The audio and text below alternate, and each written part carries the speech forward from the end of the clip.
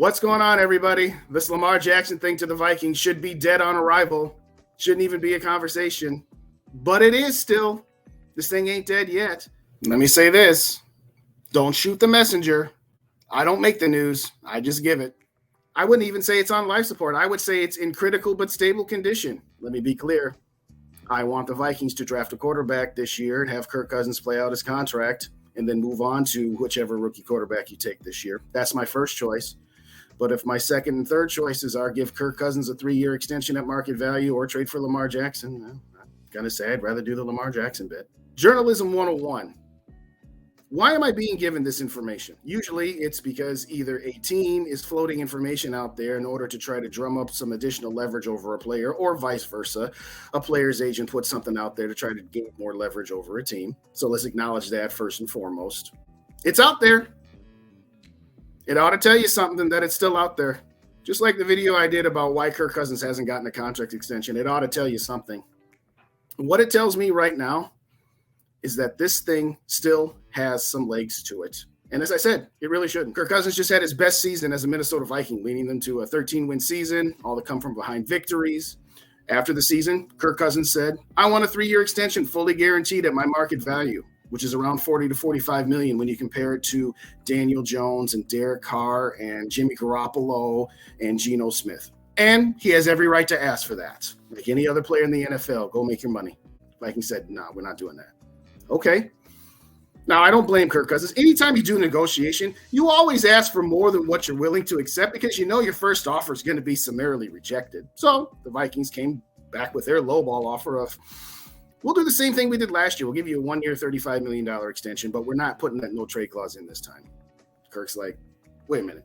I just had the best year of my career, and you're just going to give me the same contract? You're not going to give me a raise? And in fact, you're going to take my no trade clause away from me? No, I ain't going for that. Kirk Cousins and his representation said, all right, we'll do 2 years at market value, fully guaranteed, no trade clause. Vikings said no.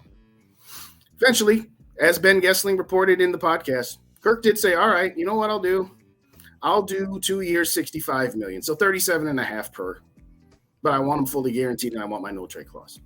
The Vikings gave their final counter, which is say, you know what, we'll give you a 2-year deal, and we'll give you all your guaranteed money in the first year, no guaranteed money in the second year, and no trade clause, which is effectively a 1-year deal. Just like all of these other contracts that the Vikings have signed this season, where some of them are 1-year deals, some of them are 2-year deals, some of them are 3. They're all 1-year deals with nothing but funny money on the back end of it. You see, they're basically team options, which is what Kwesi has said he wanted. He wanted flexibility, and he wants flexibility. Okay. So Kirk Cousins basically has a contract offer of 1 year, $35 million, or 2 years, which is basically a 1 year, and a no trade clause. And he said no, as is his right. So what are we left with? The Vikings and Cousins are at an impasse. That's the simplest way to put it. They're at an impasse. Now, there is no deadline where, okay, by this certain date, an extension has to be done. Otherwise, it can't be done. The Vikings can sign Kirk Cousins to an extension tomorrow if they want to, or if they come to an agreement that's amenable to both sides. So let's be clear. I'm not saying that there's no chance that Kirk Cousins could get a contract extension. He absolutely could. But what I am saying is all the chips are on the table, and there's no agreement. That ought to tell you something. Now, as far as this Lamar Jackson thing goes, he's going to enter the chat here in just a moment, but so is our good friend Jared Allen. Lamar Jackson was given the franchise tag by the Baltimore Ravens, and if any team signs him, the Ravens have right of first refusal. They can match that and say, nope, we'll keep this guy. And if they don't, 2 first-round picks. Everybody been hearing 2 first-round picks is what it's going to cost to get Lamar Jackson. Not necessarily. 2 first-round picks is the starting point of the negotiation. You know, like I said, you start off high, you start off low, you try to meet somewhere in the middle. Now, if you recall, the Vikings signed Jared Allen, and they gave the Kansas City Chiefs a first-round pick and 2 third-round picks. Why? Because when you sign a franchise player, you can work it out with the team you're signing him from to say, okay, let's work out a deal here. It doesn't absolutely have to be 2 first-round picks to the Baltimore Ravens for Lamar Jackson. You can negotiate it. Now, there's lots of moving parts here. We all understand that. Obviously, again, Kirk Cousins still has his no trade clause. So number one, you're going to have to find a team that's actually going to be one that Kirk Cousins would say he would go to. It's actually going to need to be a team that actually would want to take him. But let's play this out hypothetically. if the Vikings were to try to get their hands on Lamar Jackson, they would have to go through the trading of Kirk Cousins, and you're going to get some draft capital back from that. So realistically, it's not that you're going to have to trade 2 first-round picks for Lamar Jackson. You're going to have to trade Kirk Cousins for Lamar Jackson and some additional compensation. I mean, just imagine if it was Kirk and the 23 pick straight up for Lamar. Probably not going to be that simple, but by and large, that second first-round draft pick is ultimately going to be compensated for to the Vikings by whatever they get for trading away Kirk Cousins in the first place. And, oh, by the way, the other dominoes that would need to fall are the fact that this thing called the salary cap. It's post June 1st, yes, 28.5 will still be on next year's and only 10 will be on this year. But if it's done pre-June 1st, yeah, you need 38.5 million dead cap hit. Well, guess what? Kirk Cousins is already on the books for 20.25, so it's really only 18 more million that you'd be eating dead. You restructure Brian O'Neill, trade away Zadarius Smith, trade away Dalvin Cook.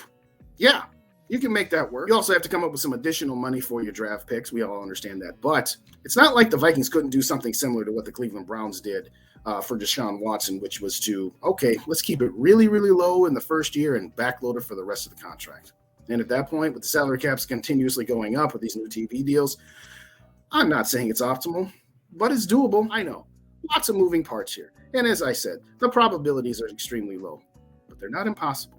When you put together that you've got a report from a very reputable source in Jeremy Fowler of ESPN, this guy's not just some random blogger out there. He is a well-respected member of the media who used to be on the Vikings bit. He's not just going to throw that out there for no reason. Now, as I said earlier, maybe those possibilities are being floated to him because one side or the other is looking for leverage.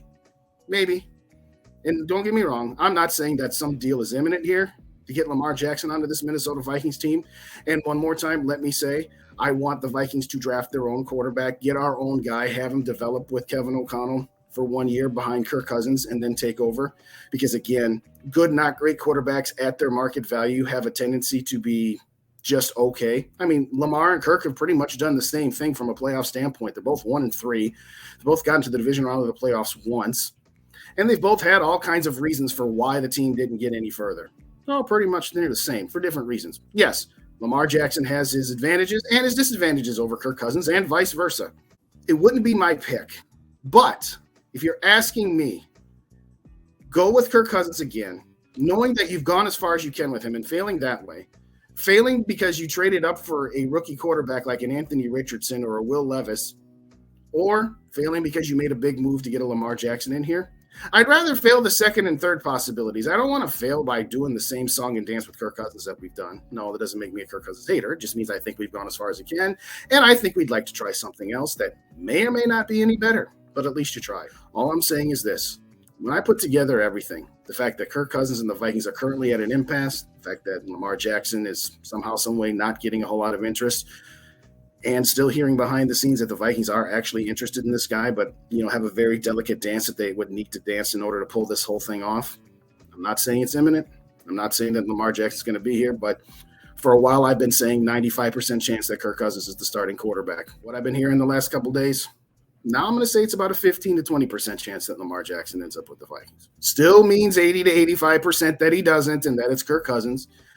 I'm just saying it's not dead yet. And it should be dead on arrival, but it's not. That ought to tell you something.